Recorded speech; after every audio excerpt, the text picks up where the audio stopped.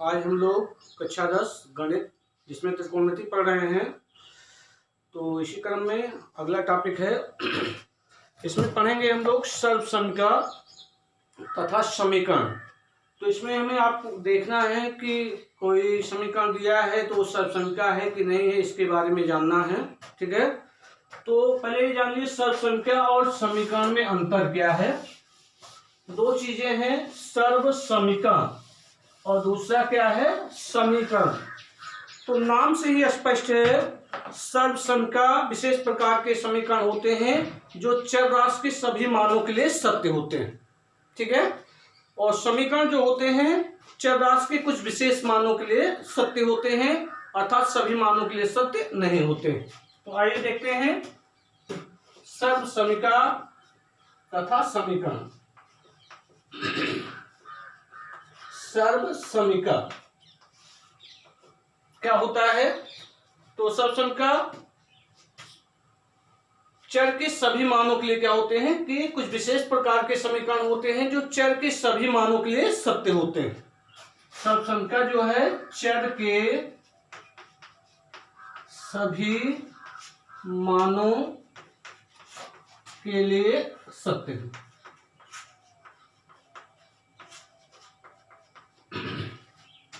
जैसे कह दिया गया sine square theta plus cos square theta equal to 1। तो ये थीटा के प्रत्येक मान के लिए ये सत्य होगा। अगर थीटा का मान यहाँ 30 अंश रखेंगे तभी एक आएगा, थीटा का मान 45 अंश रखेंगे इसमें बाईं ओर तभी एक आएगा, थीटा का मान 60 अंश रखेंगे तभी एक आएगा, थीटा का मान 90 अंश रखेंगे तभी एक आएगा। तो थीटा के प्रत्येक मान के लिए क्या होता है, सत्य होता है। इसी तरह 1 + tan स्क्वायर थीटा बराबर क्या होता है, सेक स्क्वायर थीटा होता है। ठीक है, 1 + cot स्क्वायर थीटा बराबर कोसेक स्क्वायर थीटा। तो ये सब सर्वसमीकरण हैं। तो थीटा के प्रत्येक मान के लिए क्या होंगी, सत्य होंगे। ठीक है, समीकरण क्या होता है? समीकरण कुछ विशेष चर राशि के कुछ विशेष मानों के लिए सत्य होते हैं, अर्थात सभी मानों के लिए सत्य नहीं होते। चर राशि के कुछ विशेष मानों के लिए सत्य होते हैं, सभी मानों के लिए सत्य नहीं होते हैं। तो क्या होगा, समीकरण होगा। अगर सभी मानों के लिए सत्य हो जाएगा तो क्या होगा, सर्वसमीकरण होगा। ठीक है, तो ये अंतर ध्यान रखिएगा। तो इसी पर हम प्रश्न हल कर रहे हैं। समीकरण दिया होगा तो उसमें आपको जांच करना होगा कि ये सर्वसमीकरण है या नहीं है। तो एक पहला प्रश्न हम सॉल्व कर रहे हैं। इसमें प्रश्न है, जांच कीजिए कि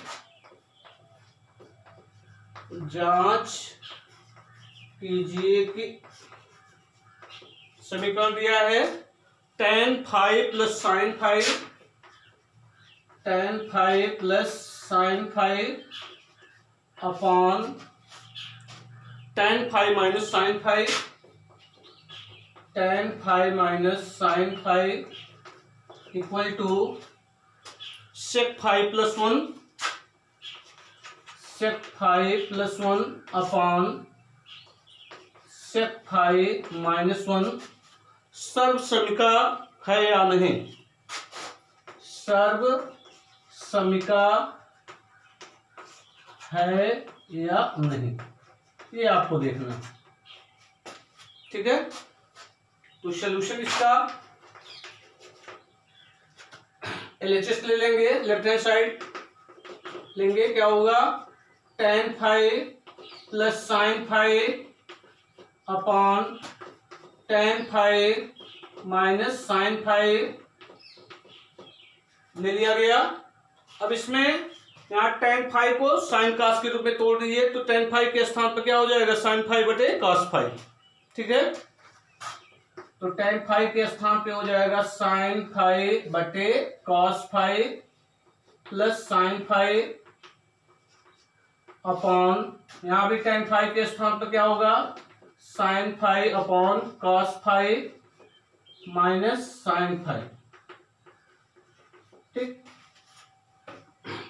अब इसमें हम क्या करेंगे, साइन फाई कॉमन ले लेंगे। यहाँ इसमें साइन फाई, यहाँ भी साइन फाई है, तो साइन फाई कॉमन ले लीजिए। तो क्या होगा, साइन फाई बाहर निकाल लिया गया, तो यहाँ क्या बचेगा 1/cos फाई प्लस 1। इसी तरह हर में भी साइन फाई कॉमन हो गया, क्या बचा 1/cos फाई माइनस 1। ये साइन फाई कैंसिल हो गया। अब देखिए 1/cos फाई के स्थान पर क्या लिख सकते हैं, सेक फाई, और यहाँ प्लस 1 है, प्लस 1 हो गया। हमें यहाँ 1/cos फाई के स्थान पर क्या हो जाएगा, सेक फाई माइनस 1। देखिए RHS के बराबर आ गया कि नहीं आ गया, ठीक है। तो RHS के बराबर आया, तो इसका मतलब LHS को लेकर के सॉल्व किया गया तो RHS के बराबर आ गया, तो इसका मतलब ये क्या है, सर्व समीका है। यहाँ लिख सकते हैं चूंकि LHS बराबर RHS, अतः क्या है, सर्व समीका। फाई के मानों, सभी मानों के लिए सत्य है, अतः फाई के सभी मानों के लिए सत्य है, इसलिए क्या है, एक सर्व समीका है, ठीक है। इसलिए दिया गया दी गई समीकरण या दिया गया समीकरण एक सर्व समीका।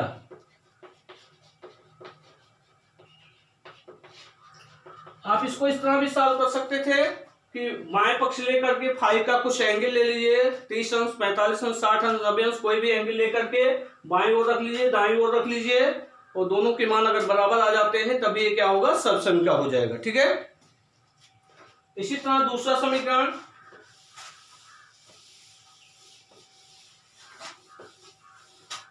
दूसरा कह रहा है जांच कीजिए कि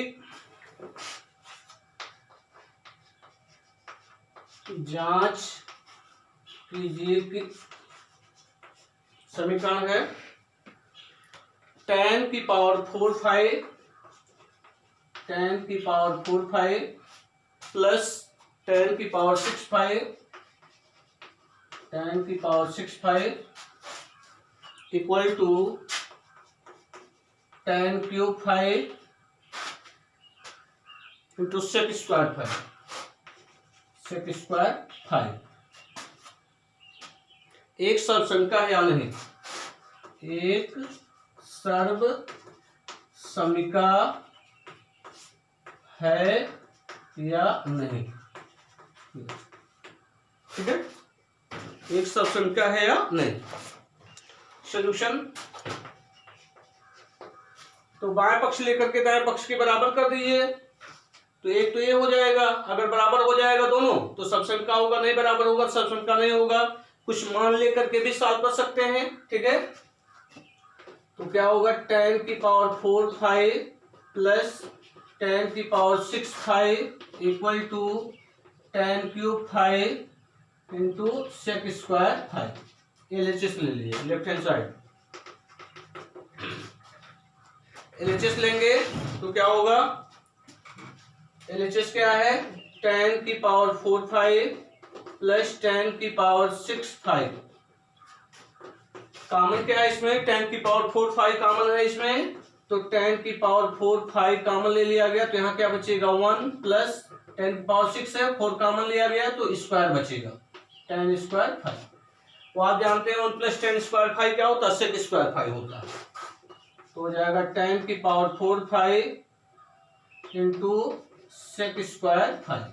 लाना क्या था, tan क्यूब फाई, लेकिन यहाँ क्या आ रहा है, tan की पावर 4 फाई बराबर नहीं है, ठीक है, तो is not equal to RHS के बराबर नहीं है, तो LHS is not equal to RHS, अतः दिया गया समीकरण सर्व समीका नहीं है, सर्व समीका नहीं है, ठीक। तो इस तरह हम हल कर सकते हैं, ठीक है। अगला देखिए तीसरा प्रश्न,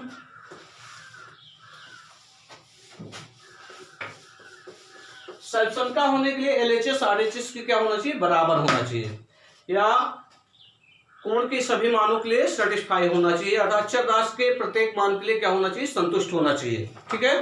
तीसरा प्रश्न है, कह रहा है हल कीजिए हल कीजिए 2 sin square theta equal to 1/2। अब यहाँ थीटा की जो वैल्यू है वो 0 अंश से अधिक और 90 अंश से क्या है, कम। अर्थात प्रथम चतुर्थांश में होगा। प्रथम चतुर्थांश में सभी त्रिकोणमितीय अनुपातों के मान क्या होते हैं, धनात्मक होते हैं। साइन, काश, टैन, काट, सेक, कोसेक सभी के मान पॉजिटिव होते हैं प्रथम चतुर्थांश में। ठीक है, तो 0 से 90 अंश और प्रथम चतुर्थांश जो होता है 0 से 90 अंश तक होता है। ठीक है, और सभी त्रिकोणमितीय अनुपातों के मान क्या होते हैं, धनात्मक होते हैं। तो सोल्यूशन इसका देखिए हो जाएगा 2 sine square theta equal to 1/2। तो हो जाएगा साइन स्क्वायर थीटा बराबर 1/2, हर में आ जाएगा तो 1/4 हो जाएगा। तो हो जाएगा साइन, यहाँ 2 हर में आएगा 2 से गुणा हो जाएगा तो 4 हो जाएगा। तो साइन स्क्वायर थीटा बराबर क्या होगा, 1/4। तो साइन थीटा बराबर क्या होगा, 1/4 का वर्गमूल क्या होगा, 1/2। अब सोचिए 1/2 साइन के कितने कोण का मान होता है, साइन 30 अंश का मान कितना होता है, 1/2 होता है। तो साइन थीटा बराबर क्या होगा, साइन 30 अंश। यहाँ कंडीशन दिया है पहले 0 से 90 अंश के बीच में कोण होना चाहिए। ठीक है, तो यहाँ की साइन 30 अंश का मान 1/2 होता है। साइन थीटा बराबर साइन 30 अंश हुआ तो थीटा बराबर कितना हो जाएगा, 30 अंश हो जाएगा। ठीक है, ठीक। इसी तरह अगला क्वेश्चन है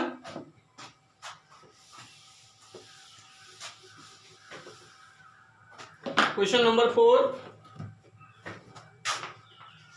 करा थीटा का मान ज्ञात कीजिए। थीटा का मान ज्ञात कीजिए।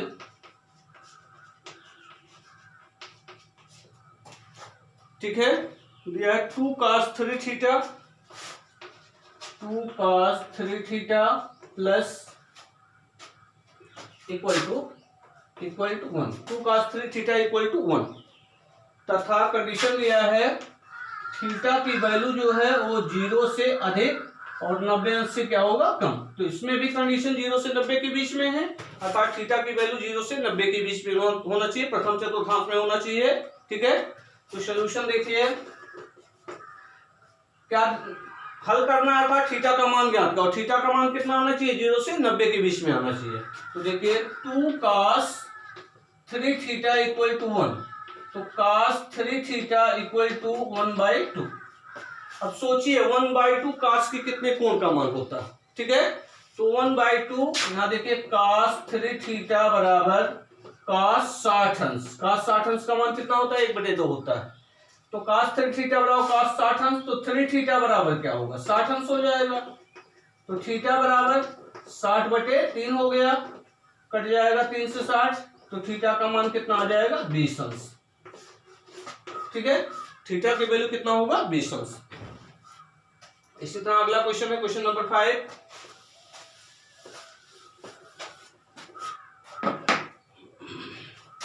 क्वेश्चन नंबर 5 क्या कर रहा है, थीटा का मान ज्ञात कीजिए। थीटा का मान ज्ञात कीजिए। समीकरण क्या दिया, sec square theta plus tan square theta equal to 5/3। और थीटा प्रथम चतुर्थांश में, अभी चतुर्थांश के बारे में आपको नहीं बताया। थीटा प्रथम चतुर्थांश में, प्रथम चतुर्थांश 0 से लेकर के 90 अंश। तो प्रथम चतुर्थांश में सभी त्रिकोणमितीय अनुपातों के मान क्या होते हैं, पॉजिटिव होते हैं, धनात्मक होते हैं। ठीक है, तो सॉल्यूशन देखिए क्या दिया है, sec square theta plus tan square theta equal to 5/3। थीटा का मान ज्ञात करना है, तो इसके लिए सॉल्व करेंगे। सेक स्क्वायर थीटा को tan में चेंज कर दीजिए, तो सेक स्क्वायर थीटा के स्थान पर लिख सकते हैं 1 plus tan square theta plus tan square theta equal to 5/3। 1 को पक्षांतर कर दीजिए, यहाँ tan square theta plus tan square theta क्या हो जाएगा, 2 tan स्क्वायर। ये और ये क्या हो जाएंगे, जुड़ जाएंगे, तो हो जाएगा 2 tan square theta equal to 5/3, 1 को पक्षांतर की इधर आया -1 हो गया। ठीक, अब इसको सॉल्व करेंगे तो हो जाएगा 2 tan स्क्वायर थीटा बराबर 3 का इधर पीछा गुणा करेंगे, 3 एक 3, 5 3 गए 2, 2/3। ठीक है, कितना हो जाएगा? 2/3 हो जाएगा। अब यहाँ ये 2 से 2 क्या होगा? कैंसिल हो जाएगा। तो tan स्क्वायर थीटा बराबर क्या आ गया? 1/3। तो tan थीटा बराबर, इस बार हटाएंगे इधर अंडर रूट लग जाएगा, 1 का वर्गमूल 1, 3 का वर्गमूल √3।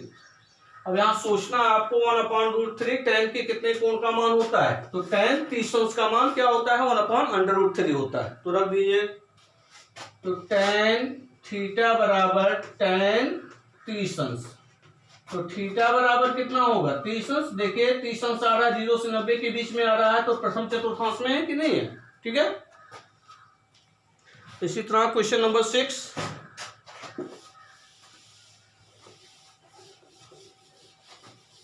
क्वेश्चन नंबर 6, क्वेश्चन नंबर 6 क्या है? देखिए, यदि थीटा इज लेस देन, यदि थीटा इज लेस देन, यदि 0 थीटा है, 0 नहीं है, यदि 0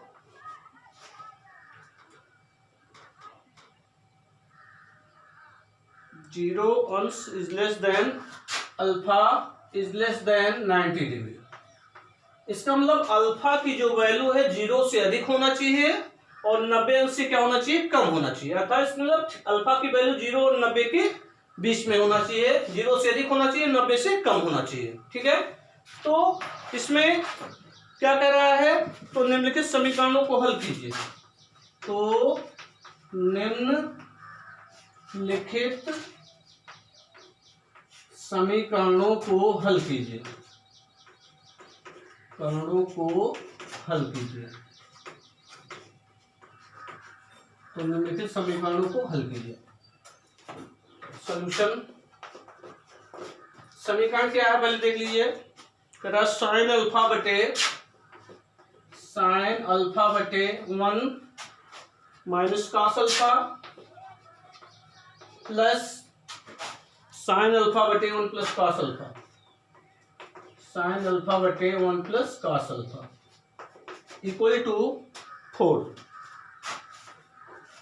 कि अल्फा की वैल्यू 0 से अधिक और 90 से कम है, तो इस समीकरण को हल करना है। इसका मतलब अल्फा का मान ज्ञात करना। तो अल्फा का मान कितना आना चाहिए? 0 से अधिक आना चाहिए, 90 से कम आना चाहिए। इसका मतलब 0 और 90 के बीच में होना चाहिए। तो सॉल्यूशन दिया गया समीकरण क्या है? नोट कर लीजिए।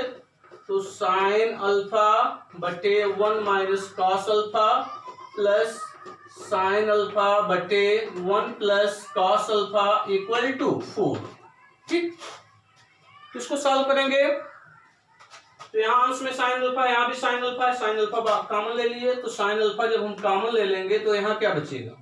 1/1 minus cos alpha plus 1/1 plus cos alpha equal to 4। अब ये दोनों भिन्न के रूप में है, तो इसको हल करेंगे। तो हल करेंगे क्या होगा? 1 माइनस cos अल्फा का गुणा 1 में हो जाएगा, 1 प्लस cos अल्फा का गुणा 1 में हो जाएगा, इन दोनों का आपस में गुणा हो जाएगा। तो हो जाएगा sine alpha 1 plus cos alpha का गुणा 1 में, तो हो गया 1 प्लस cos अल्फा प्लस इसका गुणा 1 में, तो 1 माइनस cos अल्फा बटे 1 minus cos alpha into 1 plus cos alpha equal to 4। अब देखिए प्लस cos अल्फा से माइनस cos अल्फा कैंसिल हो गया, तो क्या बचेगा यहाँ पे? देखिए 1 प्लस 1 2 बचा, गुणा साइन अल्फा में होगा तो हो जाएगा 2 साइन अल्फा बटे, हर में आइए 1 minus cos alpha into 1 plus cos alpha, तो a minus B into A plus B के रूप में है, तो a square minus B square के रूप में इसको लिख सकते हैं। तो 1 का स्क्वायर 1 हो जाएगा minus cos square alpha equal to क्या हो गया? 4। अब 1 माइनस cos स्क्वायर अल्फा बराबर होता है साइन स्क्वायर अल्फा, जानते ही हैं। तो हो जाएगा 2 sine alpha upon sine square alpha equal to 4। ठीक, अब यहाँ आप सॉल्व करेंगे तो क्या हो जाएगा, देखिए ये साइन अल्फा से स्क्वायर कैंसिल हो गया, ठीक है। यहाँ 2 से 4 कट जाएगा तो क्या आ गया 1 साइन अल्फा इक्वल टू 2 आ गया। तिरछा गुणा कर दिए तो 1 इक्वल टू हो जाएगा 2 साइन अल्फा। तो साइन अल्फा बराबर क्या होगा 1/2। अब 1/2 साइन के कितने कोण का मान 30 अंश, तो साइन अल्फा बराबर साइन 30 अंश। तो अल्फा बराबर क्या हो जाएगा 30 अंश। तो अल्फा की वैल्यू कितना आ गया 30 अंश, ठीक है। इसी क्रम में एक क्वेश्चन और खोद रहे हैं इसको।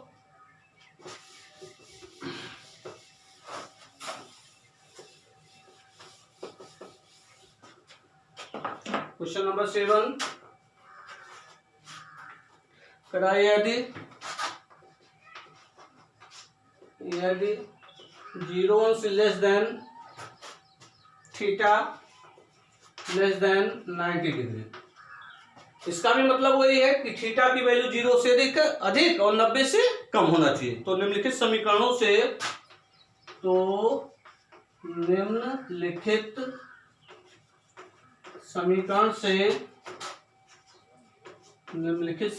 से थीटा का मान ज्ञात कीजिए। थीटा का मान ज्ञात कीजिए।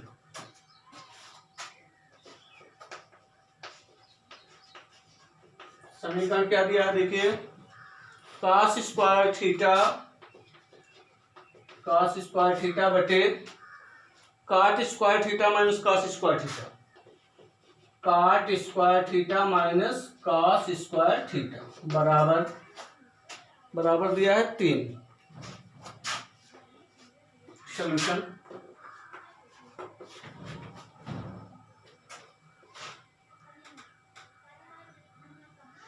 ले लीजिए तो हो जाएगा cos स्क्वायर थीटा बटे काट square theta minus cos square theta बराबर 3। अब यहाँ देखिए काट स्क्वायर थीटा को साइन कास में बदल देंगे तो हो जाएगा cos स्क्वायर थीटा बटे काट स्क्वायर थीटा के स्थान पर लिख सकते हैं cos स्क्वायर थीटा बटे sine square theta minus cos square theta बराबर 3। अब हर में क्या करेंगे cos स्क्वायर थीटा कॉमन ले लेंगे तो हो जाएगा cos स्क्वायर थीटा बटे हर में cos स्क्वायर थीटा कॉमन हो गया। यहाँ क्या बचा 1 sine square theta minus 1 equal to 3। cos square theta से cos स्क्वायर थीटा क्या हो गया कैंसिल, इससे कैंसिल हो गया। अब यहाँ क्या बचा देखिए 1 यहाँ देखिए तिरछा गुणा कर देंगे साइन स्क्वायर थीटा का, ठीक है। इधर तिरछा गुणा करेंगे तो हो जाएगा 1 माइनस साइन स्क्वायर थीटा का गुणा 1 में हुआ तो माइनस साइन स्क्वायर थीटा बटे sine square theta equal to 3। अब ये उलट जाएगा क्या होगा साइन स्क्वायर थीटा अंश में आ जाएगा बटे 1 minus sine square theta equal to 3 और 1 माइनस साइन स्क्वायर थीटा बराबर होता है cos स्क्वायर थीटा तो हो जाएगा साइन स्क्वायर थीटा बटे cos स्क्वायर थीटा बराबर 3। तो साइन स्क्वायर थीटा बटे cos स्क्वायर थीटा ये क्या हो जाएगा tan स्क्वायर थीटा बराबर 3 तो tan थीटा बराबर क्या हो जाएगा √3। अब यहाँ सोचिए √3 tan के कितने कोण का मान होता है 60 अंश, ठीक है। तो tan थीटा बराबर हो जाएगा tan 60 अंश तो थीटा बराबर कितना होगा 60 अंश हो जाएगा। तो देखिए 60 अंश आ रहा है थीटा की वैल्यू, इसका मतलब थीटा का मान देखिए 0 से अधिक है और 90 से कम है, ठीक है। तो इतना क्वेश्चन आप लगाइएगा और क्वेश्चन आपको दे रहेंगे सॉल्व करने के लिए तो स्वतः सॉल्व कीजिएगा। धन्यवाद।